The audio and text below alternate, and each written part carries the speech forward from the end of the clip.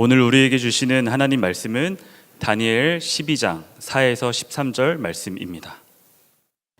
그러나 너 다니엘아, 너는 마지막 때까지 이 말씀을 은밀히 간직하고 이 책을 봉하여 두어라. 많은 사람이 이러한 지식을 얻으려고 왔다 갔다 할 것이다. 그때 나 다니엘이 보니 다른 두 사람이 서 있는데 한 사람은 강 이쪽 언덕에 서 있고 다른 한 사람은 강 저쪽 언덕에 서 있었다. 한 사람이 모시옷을 입은 사람, 곧 강물 위쪽에 서 있는 사람에게 말하였다. 이런 놀라운 일들이 끝나기까지 얼마나 더 오래 있어야 합니까? 내가 들으니 모시옷을 입고 강물 위쪽에 있는 사람이 그의 오른손과 왼손을 하늘로 쳐들고 영원히 살아계신 분에게 맹세하면서 말하였다. 한 때와 두 때와 반 때가 지나야 한다. 거룩한 백성이 받는 핍박이 끝날 때 이 모든 일이 다 이루어질 것이다. 나는 듣기는 하였으나 이해할 수가 없어서 물었다. 천사님, 이 모든 일의 결과가 어떠하겠습니까? 그가 말하였다. 다니엘아, 가거라. 이 말씀은 마지막이 올 때까지 은밀하게 간직되고 감추어질 것이다. 많은 사람이 깨끗해질 것이다. 그러나 악한 사람들은 이해하지 못하고 계속 악해질 것이다. 지혜 있는 사람들만이 이해할 것이다.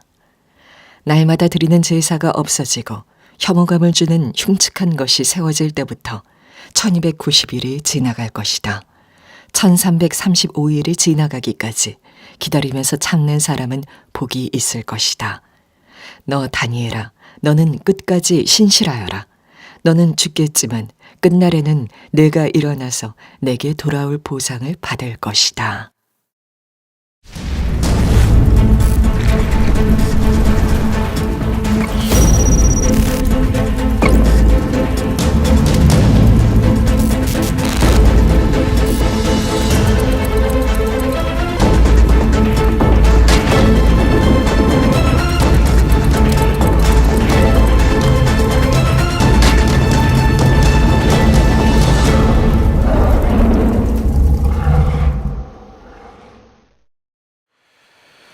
이제 바벨론의 다니엘처럼 시리즈 마지막 시간입니다. 더 이상 사자 볼 수가 없습니다. 오늘까지 다 보신 겁니다. 이제는 이제 동물원 가셔야 볼 수 있습니다. 오늘 마지막 시간인데요. 끝까지 하나님과 함께 걸으라. 끝까지 하나님과 함께 걸으라 라는 제목의 말씀을 전하겠습니다. 여름에 시작했던 이 시리즈가 한방 눈이 펑펑 내리는 이 겨울 시즌에 또 올해 마지막 주일, 마지막 날, 마지막 챕터를 보게 되는 것은 굉장한 의미가 있는 것 같습니다. 이 다니엘이 10대에 바벨론으로 끌려와서 85세 거의 이제 주님 부르시는 그날 가까이 되고 있는데 그 긴 시간을 참 신실하게 왔습니다. 어떻게 보면 인생 여정을 마라톤이라고 비유할 수 있겠죠. 49.19의 긴 여정을 포기하지 않고 달려온 것이죠. 그러나 한편으로는 이게 구간 마라톤이라는 생각이 듭니다. 왜냐하면 다니엘의 신앙 여정은 단지 다니엘에게서만 시작된 게 아니고 아브라함부터 모세, 다윗, 여호사밧, 요시야 이런 왕들을 걸쳐서 다니엘에게 주어졌어요. 근데 다니엘의 그 배턴을 받았을 때 그가 달려야 했던 구간은 바벨론 포로기라고 하는 너무 어려운 시기였습니다. 그러니까 그 시기를 달려야만 하는 그 사명을 배턴을 물려받은 거예요. 포기하고 싶었을 텐데 그걸 끝까지 쥐고 70년 이상을 주님과 함께 걸어갑니다. 2018년입니다. 일본 후쿠오카에서 구간 마라톤 경기가 있었다고 합니다. 여러 명이 일정 구간을 나눠서 달리는 거죠. 6개의 구간을 나눠서 팀원들이 나눠서 달리는 건데 27개 팀이 참여를 했는데 그 중에 한 팀이 잘 진행을 하다가 첫 번째는 잘 지나갔어요. 이 두 번째 사람이 세 번째 사람에게 넘겨주는 그 구간, 마지막 이 세 번째 이 사람에게 넘겨주는 200m를 남겨놓고 발 부상을 당하게 됩니다. 더 이상 뛸 수가 없는 거예요. 오른쪽 발에 부상을 당했기 때문에. 사람들이 포기해라, 그만둬라, 대회 주최에서도 이제 그만 시켜야 된다 이런 얘기를 했는데 소통이 잘 안 됐는지 중단이 되질 않고 있는 겁니다. 근데 봤더니 이 선수가 이 마지막 자기에게 맡겨진 이 두 번째 구간을 어쨌든 마무리하려고 하는 그 의지가 굉장히 강했다고 해요. 사람들이 가서 이렇게 그만두게 하려고 하면 그게 아니라 몇 미터 남았습니까? 몇 미터 남았습니까? 이러는 거예요. 그러면서 어떻게 가냐? 두 손 그리고 두 무릎으로 아스팔트를 기어서 200m를 가는 거예요. 어떻게 됐겠습니까? 무릎이 다 까지고 피가 나고 그랬겠죠. 사람들이 뭐 이렇게까지 해야 되냐? 선수를 보호해야지. 뭐 팀에선 뭐 하는 거야? 이런 얘기들도 있었는데, 그러나 결국에는 느리긴 했지만 200m를 가서 이 세 번째 선수에게, 자기 팀원 동료에게 배턴을 넘겨줘요. 그리고 띠를 넘겨줍니다. 자신의 이 사명을 다 한 것이죠. 물론 그로 인해서 무릎은 다 까지고 2, 3개월을 더 치료를 받아야 되는 그런 문제가 있긴 했지만 끝까지 완주를 결국 하게 됩니다. 왜 그녀가 완주하려 했을까? 물론 자신의 레이스가 자신만의 문제가 아니라 모든 팀원들이 달린 문제니까요. 우리의 신앙이 우리만의 문제가 아닙니다. 나로 인해서 내가 실족하면, 내가 포기하면 누군가가 저래도 되나 보다 라고 생각할 수도 있잖아요. 다음 세대를 봐서라도 우리 부모님 신앙을 중간에 포기해버렸어, 이래서는 안 되잖아요. 그러니까 자신에게 맡겨진 구간을 완주를 한 것이죠. 그녀가 끝까지 완주하려고 했던 그 기간에 가지고 있었던 덕목, 끈기, 인내, 자신에게 맡겨진 사명에 대한 책임감, 이 덕목은 이 마라토너에만 필요한 것이 아니라 사실 우리 그리스도인들에게 필요한 덕목인 것이죠. 다니엘 역시도 중도에 포기할 만한 많은 일들이 있었습니다. 잡혀가자마자 초기에 왕의 음식을 먹어야 되는데 이 부정한 음식이에요. 거절했다가 혹시 죽으면 어떡하지? 그러나 뜻을 정하여 거절하죠. 채소만 먹겠습니다. 또한 지혜자들과 함께 죽임을 당할 수 있었던 위기, 그러나 기도로 극복을 하고, 또한 하루에 3번 기도하는데 조서 금지 명령이 떨어져서 사자굴에 던져질 위기 속에서도 결국에는 하나님을 의지함으로 그 위기를 지나가게 됩니다.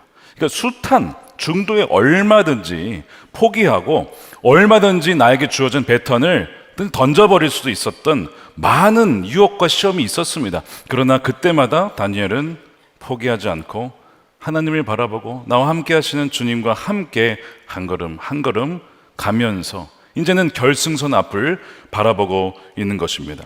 제가 여러분에게 묻고 싶습니다. 여러분들은 지금 어디를 향해 가고 있고, 그 다음에 여러분들은 정말 결승선을 바라보고 있습니까?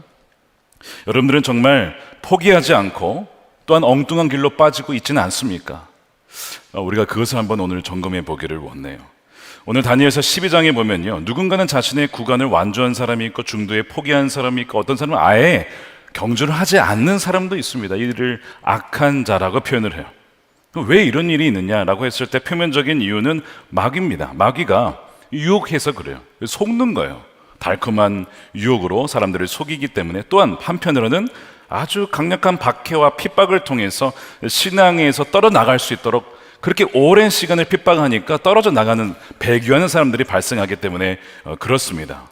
오늘 이 12장은 2가지 질문으로 구성이 되어 있어요. 얼마나 이런 고난이 오래될 것입니까? 지속이 되겠습니까? 라는 질문과, 또 한편으로는 이 다니엘이 천사에게 묻는 질문인데, 이 모든 일의 결국은 어떻게 되겠습니까? 이 결승선까지 가게 되면 그 뒤에는 무엇이 준비되어 있습니까? 이 2가지 질문에 대한 답변이 이 12장의 내용을 구성을 하고 있어요. 이 첫 번째 질문, 이 고난이 얼마나 오래 되겠습니까? 라는 이 질문이 암시하고 있는 것이 무엇이냐면, 우리의 신앙생활은 결코 이 고난과 핍박을 배제하지 않는다는 것입니다.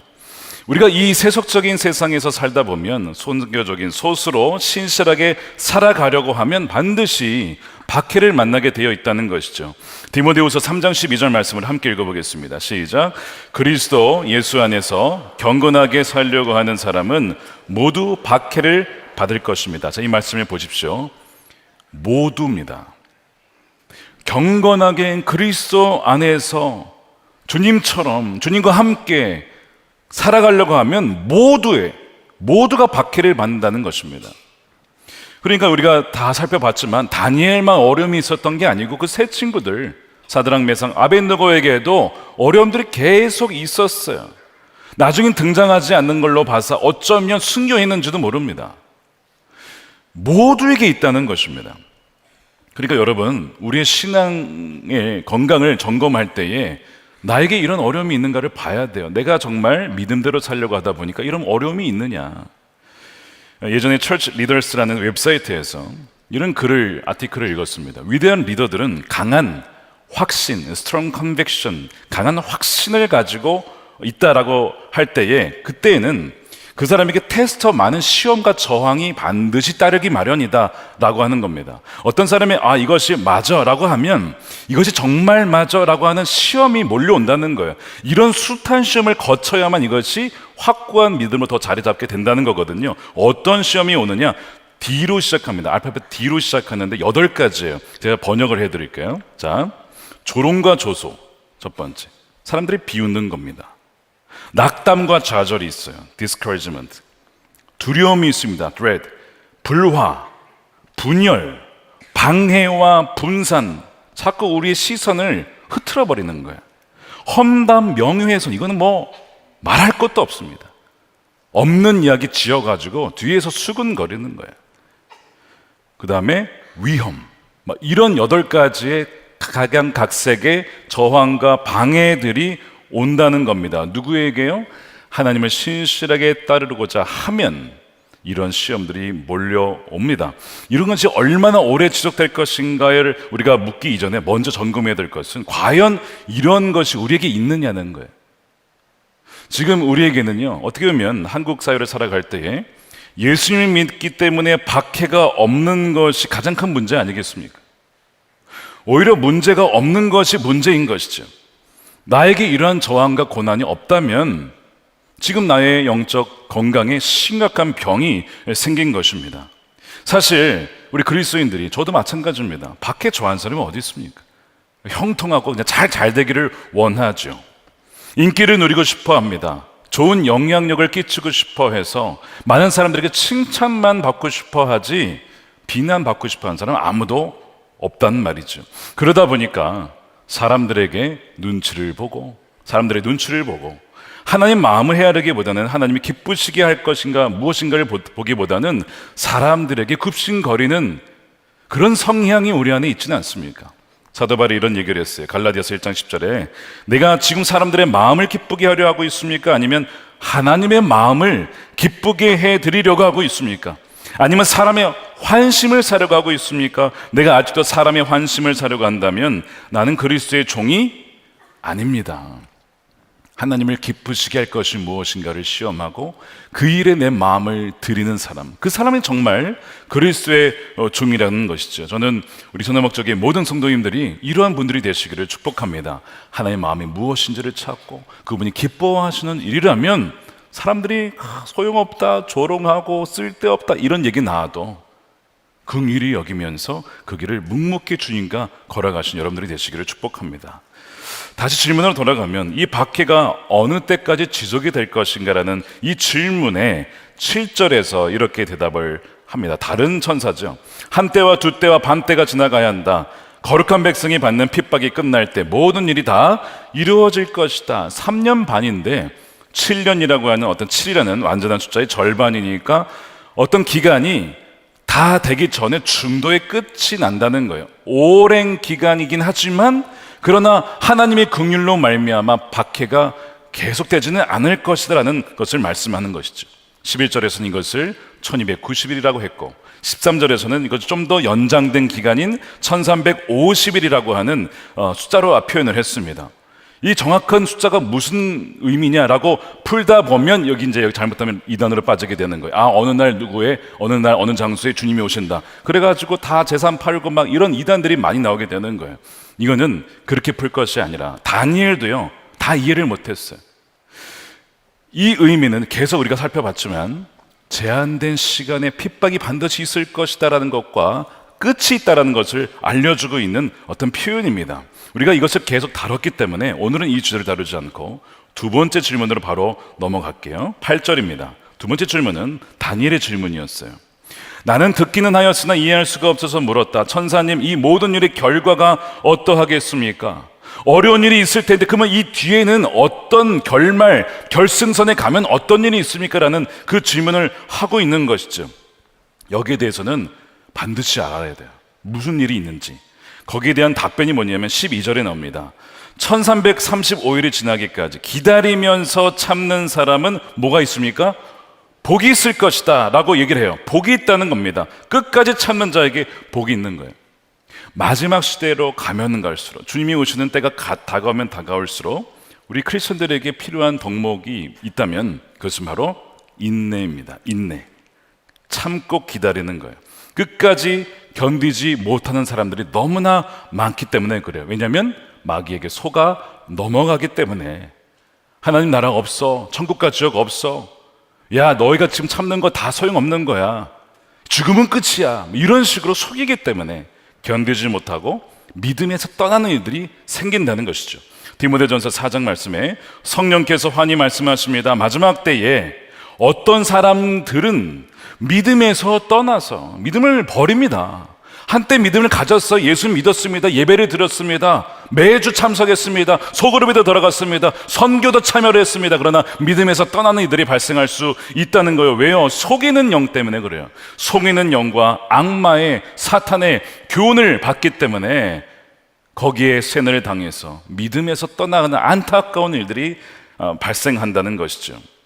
그래서 고난 때문에 믿음이 정결해지고 더 순결해진 사람이 있는가 반면에 고난 때문에 하나님 안 계시네, 하나님 어디 계셔, 하나님 아무것도 안 하고 있잖아, 고난 때문에 믿음에서 떠난 사람이 있어요. 여러분들은 지금 어떤 고난을 당하고 계시고 어느 방향으로 지금 가고 계십니까? 여러분 그것을 점검하셔야 돼요. 지금 마지막 때 많은 사람들이 믿음에서 떠나가게 된다는 겁니다. 그러면서 10절에 보면 악해진 사람들은 계속 악한 그 방향으로 가게 된다는 겁니다. 사랑하는 여러분, 다니엘서는 전반적으로 더 무슨 얘기를 하고 있냐면 믿음 지키기에 수월한 세상에서 우리가 살 것이라고 가정하지 않습니다. 우리는 계속 믿음 생활하기에 좋은 환경, 장소, 그런 것만 찾으려 하는 성향이 있죠. 얼마나 좋습니까? 감사한 거예요. 우리가 이렇게 모여서 예배할 수 있는 거 얼마나 감사한지 몰라요. 그런데 다니엘서는 계속 가면 갈수록 이런 질문들을 하게 된다는 거예요. 하나님 어디 계십니까? 아까 말씀드린 대로 하나님 무엇하고 계십니까? 하나님 왜 아무 일도 하고 않고 계십니까?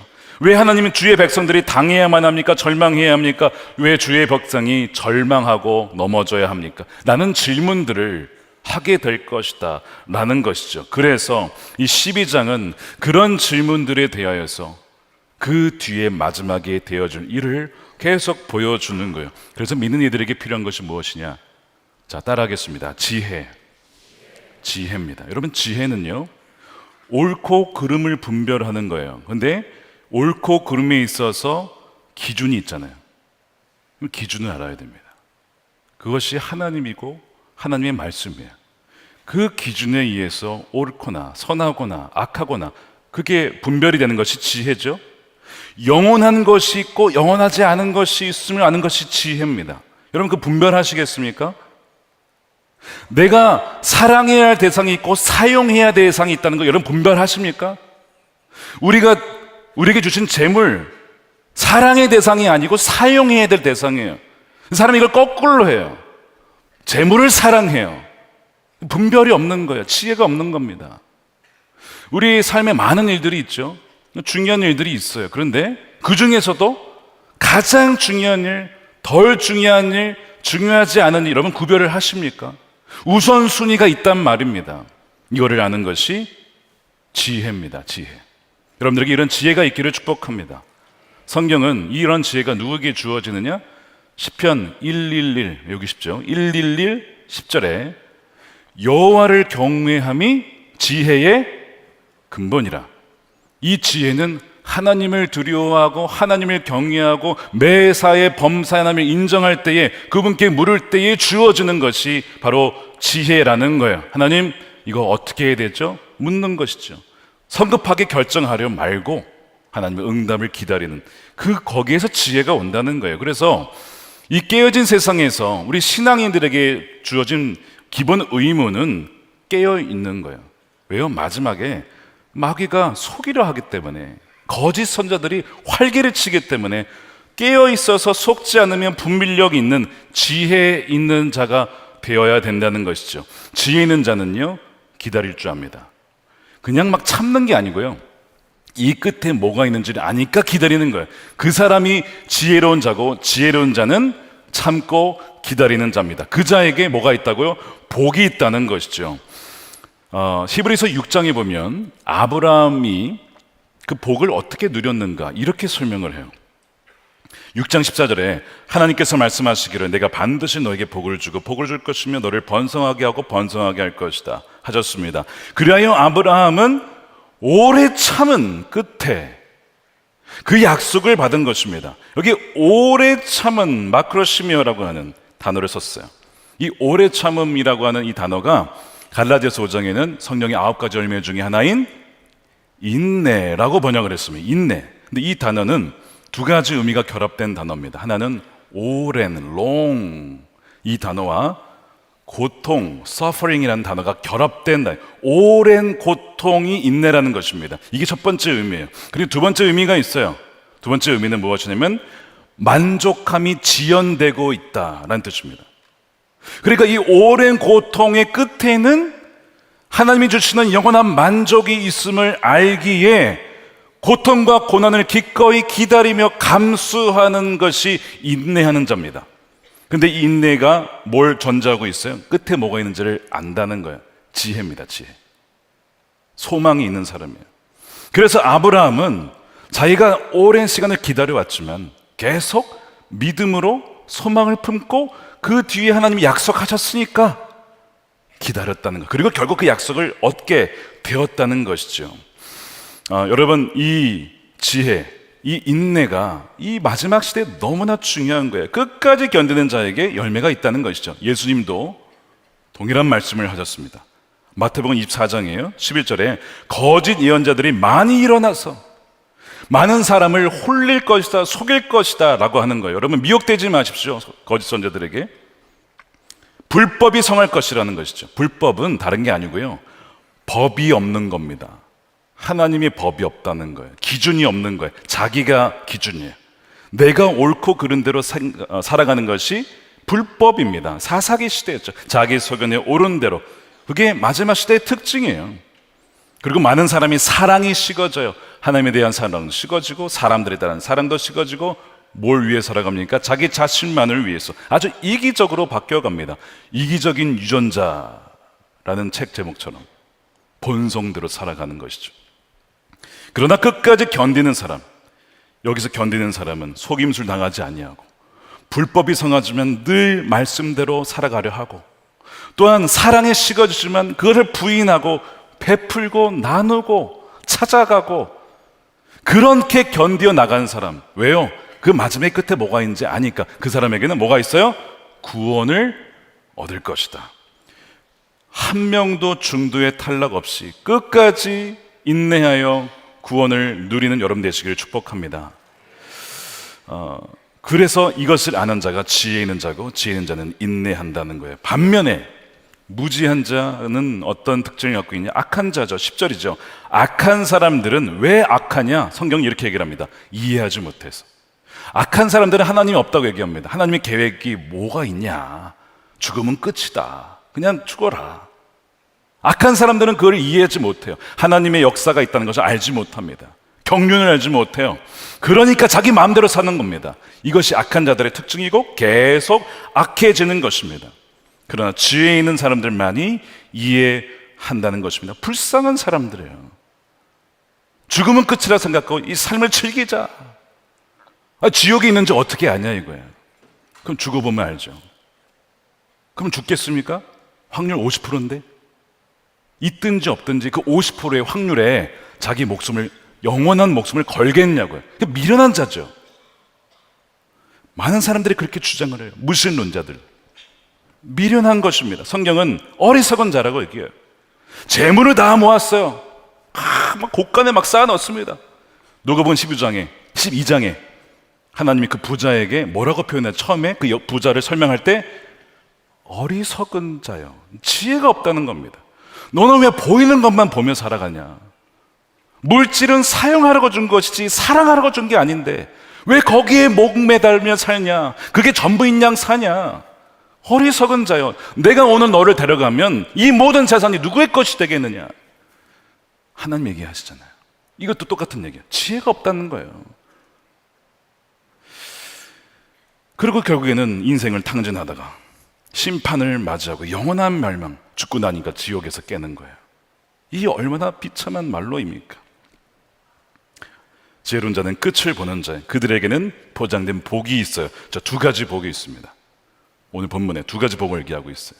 첫 번째는요, 영원한 생명과 부활입니다. 자, 13절에 너 다니엘아, 너는 끝까지 신실해라. 너는 죽겠지만 끝날에는 너가 일어나서 내게 돌아올 보상을 받을 것이다. 일어나라. 일어나게 될 것이다. 부활을 말하는 거예요. 부활. 근데 이미 부활을 이 12장 2절에서 한번 얘기를 했습니다. 다시 볼까요? 2절에 그리고 땅속 티끌 가운데 잠자는 사람 가운데서도 많은 사람이 깨어날 것이다. 그들 가운데 어떤 사람은 영원한 생명을 얻을 것이며, 성경에 보면 모든 사람이 부활을 합니다. 선한 사람은 선한 사람의 부활로, 악한 자는 악한 자의 부활로, 악한 자의 부활로 새 몸을 입은 사람은 그걸로 영원한 고통을 당하는 거예요. 그러나 선한 자의 부활로 부활의 몸을 입은 사람은 영원히 주님과 함께 왕노로 통치하게 됩니다. 이것이 성경의 부활에 대한 메시지죠. 근데 이것이 다니엘서에 이미 써 있어요. 티끌 가운데 부활하게 된다는 거예요. 요즘에 장례할 때 매장보다는 화장을 많이 합니다. 아, 우리 부모님 화장해드리면 나중에 어떻게 부활하실까? 혹시 이런 생각하시는 분 계십니까? 여러분, 그게 아니고 티끌이 되어도 하나님께서 부활시킨 데는 아무 문제가 없다는 거예요. 티끌 가운데서도 많은 사람이 부활할 것이다, 깨어날 것이다 약속을 하고 있잖아요. 다니엘아, 너는 끝날에 일어날 거야. 이 지혜 있는 자에게 보장된 복이라는 거예요. 예수님도 계속 부활에 대한 말씀을 하셨어요. 요한복음 6장 40절입니다. 아들을 보고 그를 믿는 사람, 의지하는 사람입니다. 예수님을 의지하며 살아가는 사람이죠. 누구든지 영생을 얻게 하시는 것이 네 아버지의 뜻이다. 나는 마지막 날에 그들을 살릴 것이다. 부활을 말씀하고 있는 거예요. 여러분, 이것이 얼마나 큰 복인 줄 아십니까? 아유, 나는 뭐 좀 이 땅에서 부귀영화를 좀 주실 줄 알았는데 그게 아니라서 실망이 되십니까? 여러분, 혹시 그런 분 없겠지만, 네, 여러분, 이것이 얼마나 큰 복인지는 죽음을 대하면 알게 되죠. 언제 죽음을 대할 수 있을까요? 우리가 죽어봐야 할까요? 아니요. 간접적으로 경험을 해요. 장례를 치를 때입니다. 그래서 지난주에도 장례가 참 많았습니다. 그 중에 참 다 모든 장례가 마음이 아프지만 제가 소식을 듣고도 믿겨지지 않은 장례가 있었어요. 전화를 받았는데 누가 돌아가셨다고요? 제 귀를 의심했습니다. 불과 몇 주 전까지 건강하게 계셨고 밝은 얼굴 예배 후에 인사했고 몇 개월 전에 같이 식사도 하고 취임 축하한다고 밝은 얼굴로 저를 맞이하며 인사해 주셨던 그 권사님 67세에 비교적 이른 나이에 부르침을 받아서 너무 놀라서 한동안 말을 이어가지 못했습니다. 입관식 그리고 입관 예배를 섬기는데 뭐 저도 그런 충격이었으니 우리 유가족들은 얼마나 큰 충격이었습니까? 많이 울고 계셨어요. 입관실에 가서 고인 주변에 다 둘러서서 기도하고 말씀을 나누고 그 다음에 마지막 인사를 하는 그 시간이 있잖아요. 한 명씩 울면서 고백을 하는데 이 유가족들이 다 믿음의 사람들이에요. 슬프지만 그 마지막은 소망이 담겨 있어요. 예를 들면 이런 거였습니다. 엄마는 최고의 엄마였어. 최고의 엄마. 아빠 혼자 두고 간다고 걱정하지 마. 아빠는 내가 잘 챙겨드릴 거야. 식사도 잘 챙겨드리고 옷도 잘 해드리고 아빠는 내가 잘할 테니까 엄마 걱정하지 마. 엄마 천국에서 다시 만나. 딸이 한 명이 울면서 그렇게 얘기하더군요. 남편이 얘기하는 거예요. 여보, 조건사 참 못난 남편 만나서 고생 많았어. 참 힘든 시간 많았는데 참 수고 많았어. 너무 고생 많았어. 곧 따라갈게. 곧 다시 만나. 다 걱정하지 마. 잘 살 거야. 언니가 또 왔어요. 동생, 고마워. 언니를 위해서 교회 섬겨주고 선한 목자교회 또 지난 수개월, 수년을 섬겨줘서 고맙고 선교사님들 보이지 않는 곳에서 후원해 주어서 일본에 계신 선교님들이 얼마나 선교를 잘하고 계신지 몰라. 너무나 고마워. 도와줘서 사랑해. 다시 만나. 울면서 그 안에 담긴 천국과 부활의 소망, 모든 유가족들이 그 고백을 하고 계셨어요. 저희 아내도 같이 참여를 했는데 저희 아내도 같이 울면서 동시에 저희 아내는 그 권사님 누워 계신 모습 보면서 자신의 모습을 봤대요. 나도 언젠가 이렇게 될 텐데 나는 죽음을 잘 준비하고 있는가? 나는 주님 앞에 설 준비가 됐는가? 나에게는 그러한 부활의 믿음이 있는가를 돌아보게 되었답니다. 그러니까 죽음 앞에 서보면요, 사망 권세를 이기신 예수 그리스도의 그 부활의 생명이 가장 큰 복임을 여러분 고백하게 됩니다.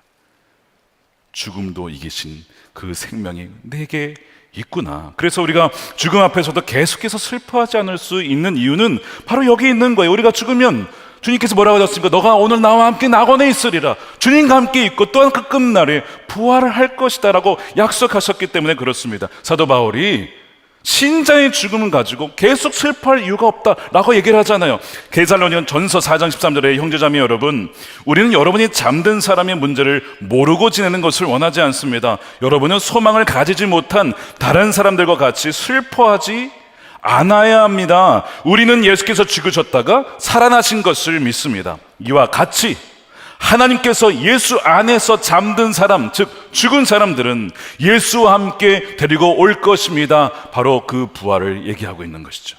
믿으십니까? 이 믿음이 우리 안에 있기 때문에 계속 슬퍼할 이유가 전혀 없다는 것입니다. 올해 사랑하는 가족을 먼저 보내신 분들이 계실 거예요. 사랑하는 가족을, 부모님을, 혹은 자녀를, 친척을, 친구를. 오늘 이 약속의 말씀을 여러분에게 주시는 하나님의 위로의 말씀으로 취하시기를 축복합니다. 두 번째 복이 있어요. 두 번째는 돌아올 보상이 있습니다. 자, 13절 끝에 보면 너는 죽겠지만 끝날에는 내가 일어나서 내게 돌아올 보상, 개정판에는 너의 몫이 있을 것이다, 받을 것이다 라고 되어 있습니다. 우리말 성경은 너의 상이 있을 것이다 이렇게 번역을 했는데, 이 보상으로 번역된 원어가 고랄이라고 해서 원래 이제 직역은 제비 혹은 제비를 뽑아서 할당된 몫이다 이런 의미입니다. 이게 어디에 가장 많이 나오느냐면 여호수아서에 보면 전쟁을 다 마치고 정복한 다음에 뭐 합니까? 이제 지파 땅 나누고 성읍을 위해서 제비를 뽑는단 말이에요. 이렇게 해서 이 성읍은 너의 거야, 이 성읍은 너의 거야 이렇게 하잖아요. 할당된 몫이 있다. 이것이 바로 이 다니엘에게 주신 말씀이에요. 너에게 돌아올 보상이 있다는 것이 이 얘기거든요. 어떤 분들은 야, 이게 이런 게 있다고? 그냥 뭐 죽으면 나 천국 가고 끝나는 거 아니야? 라고 할 때 그렇지 않아요.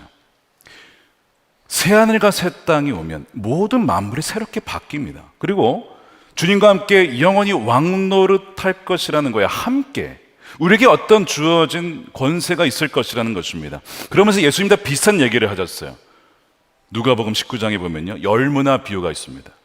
한 귀족이 자기가 떠나기 전에 종들 10명에게 문화를 하나씩 줍니다.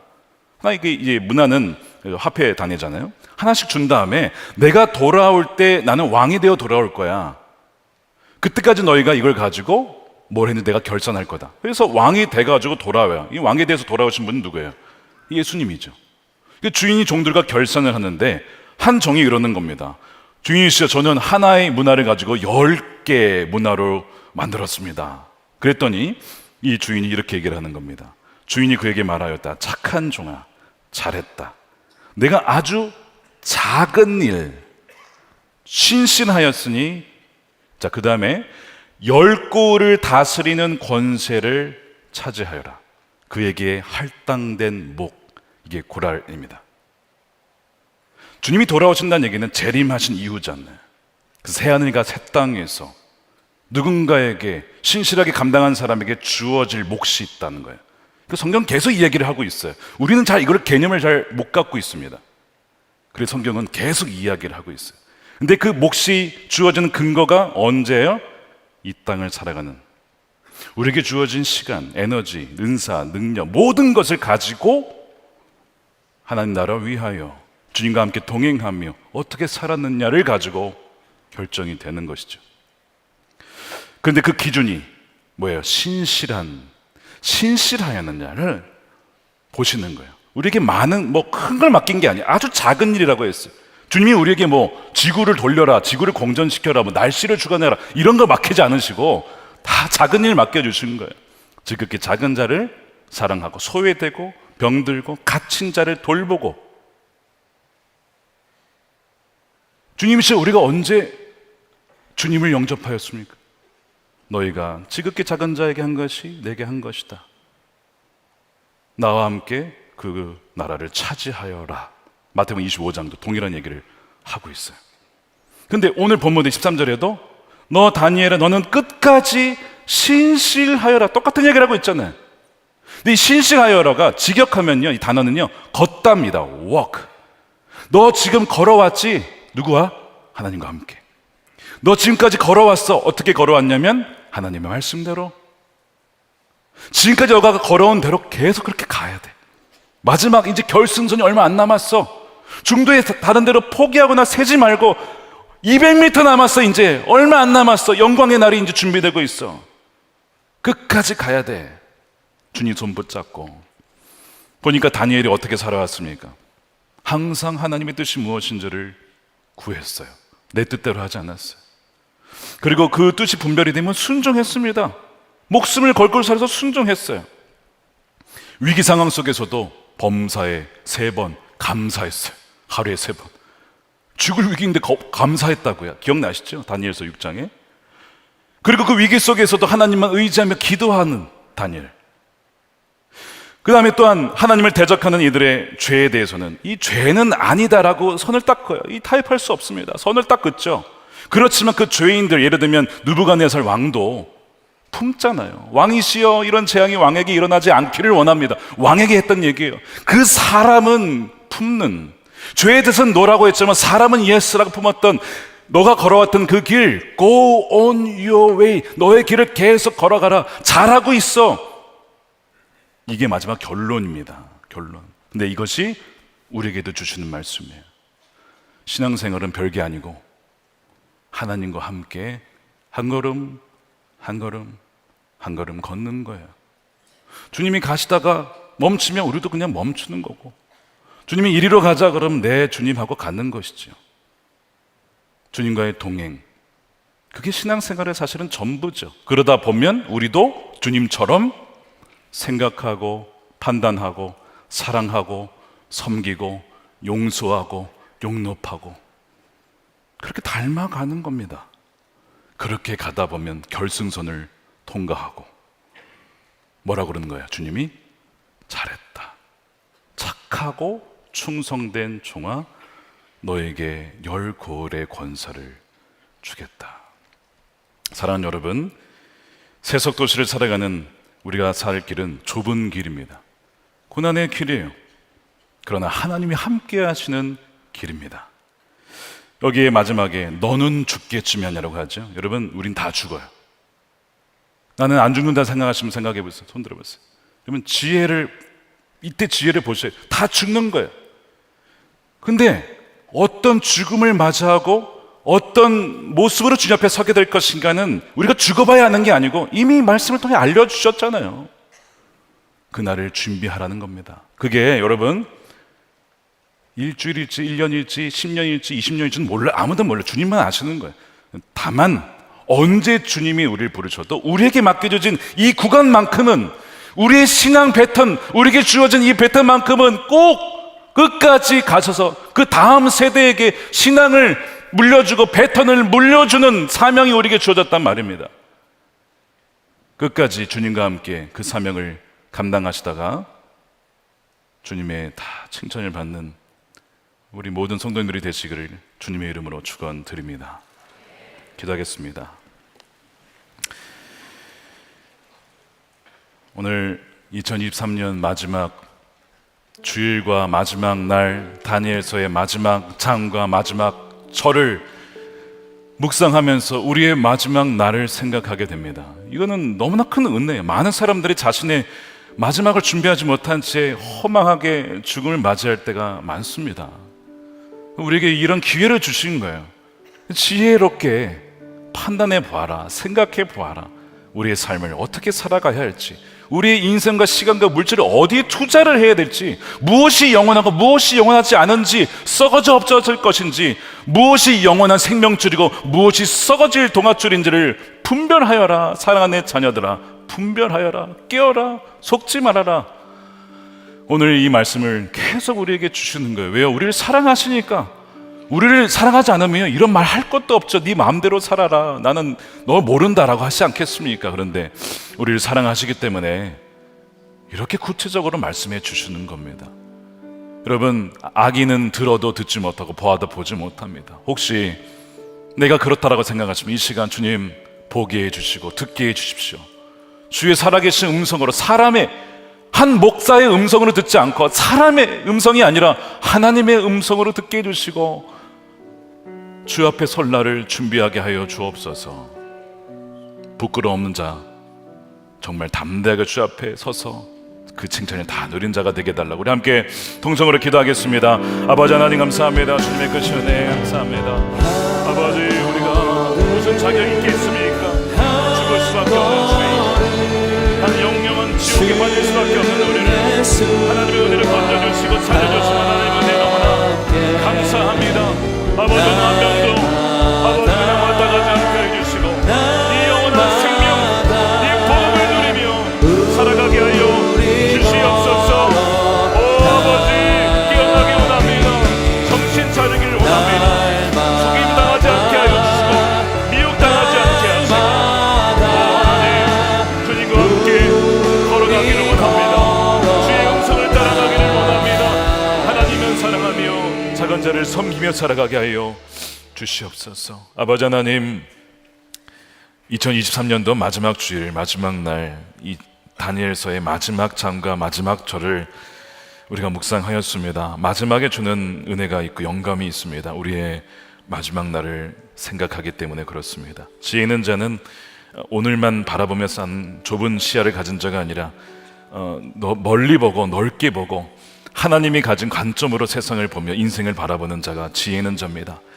지금 어렵다고 해서, 힘들다고 해서, 귀찮다고 해서, 나태하여 게을러서 주님이 주신 귀한 생명과 사명과 시간과 물질을 허비하며 세월을 아끼지 아니하였던 그런 삶을 살았습니까? 주여, 우리를 불쌍히 여겨 주시고 깨어있게 하여 주시고 미혹당하지 않고 주여 하나님, 슬기로운 처녀들처럼 항상 준비하여 주님이 오셨을 때에 주님을 맞이하는 우리가 되게 하여 주시기를 원합니다. 아버지 하나님, 어느 한 명도 이 약하고 게으른 종아라고 책망받는 인생 없게 하여 주시고 모두가 다 참 잘했다, 착하고 충성된 나의 종아, 참 작은 일에 신실하였구나 라고 그렇게 안아주시는 그 은혜 주여, 우리 모두가 다 누리게 하여 주시옵소서. 하나님, 우리에게 70년, 80년 얼마의 기간이 우리에게 주어진 이 구간인 줄은 모릅니다. 그렇지만 우리에게 주어진 이 신앙의 패턴, 우리의 선조로부터 또 누군가로부터 물려받은 이 믿음의 패턴을 잘 끝까지 신실하게 가지고 달려가다가 우리 다음 세대에게, 자녀들에게 하나님 물려주기를 원합니다. 때로는 무릎이 깨지고 피가 나고 상처가 나고 포기하고 싶을 때도 많고 바벨론의 세속적인 사람들처럼 나도 그렇게 살아가고 싶은, 어떻게 보면 그것이 편하게 보이는 그런 순간들도 참 많이 있지만 주여 하나님, 온전히 주님만 바라보며 주님 손 붙잡고 끝까지 완주하여 결승선까지 통과하는 우리 모두가 되게 하여 주시옵소서. 이 시간 귀한 것 구별하여 11조를 감사헌금으로, 성경헌금으로 주님께 바치며 우리의 인생과 우리의 온 마음을 드리오니 주여, 주의 그 깊으신 뜻을 위하여 우리의 남은 여정이 얼마나 될지 알지 못하나 200m 남은 여정이라 할지라도 주여, 남은 것 모두 오직 주의 영광을 위해 드리는 인생이 다 되게 하여 주시옵소서. 이 나라가 하나님을 경외하는 나라, 또한 복음이 증거되어 북한에도 억눌린 주의 자녀들 속히 풀어주시옵시고 남과 북이 하나 되어 함께 하나님을 찬양하는 날을 속히 오게 하여 주시옵소서. 땅끝까지 복음이 증거되기를 원합니다. 보내는 선교사의 사명, 또한 가서 지금 그 땅끝에서 하는 선교지에서 그 사명을 감당하는 우리 선교사님들을 기억하여 주시고 성령으로 충만케 하여 주시고, 지금도 분쟁 지역 너무나 서로 죽이는 그 전쟁 지역에, 우크라이나, 러시아, 팔레스타인, 이스라엘 지역에 하나님의 진정한 평강과 샬롬이 임하게 하여 주시옵소서. 마라나타, 주 예수여 어서 오시옵소서. 다시는 아픔과 눈물과 사망이 없는 그 온전한 나라가 속히 임하게 하여 주시옵소서. 감사함이 예수님의 이름으로 기도드립니다. 아멘. 다 같이 일어나셔서 우리 찬양 주와 같이 길 가는 것 찬양하겠습니다.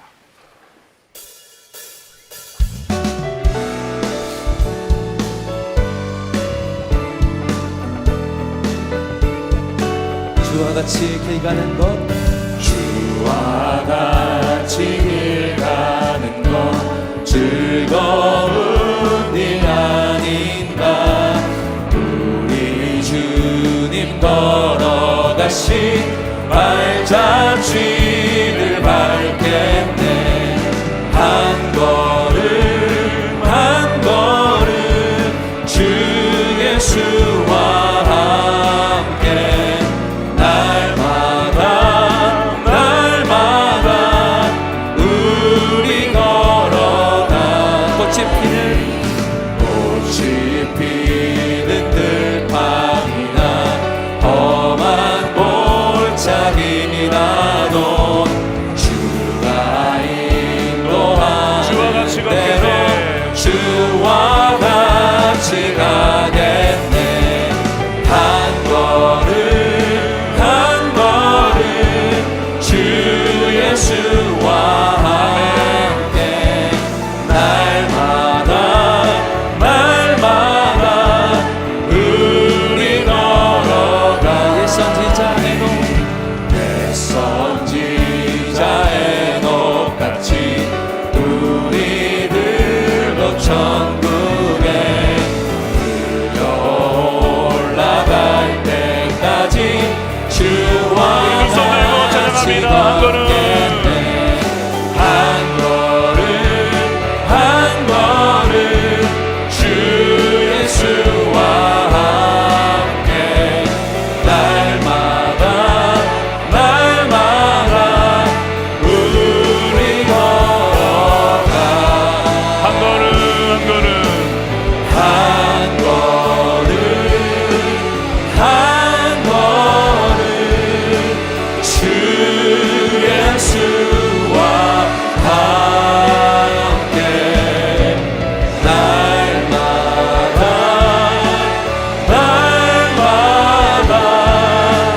우리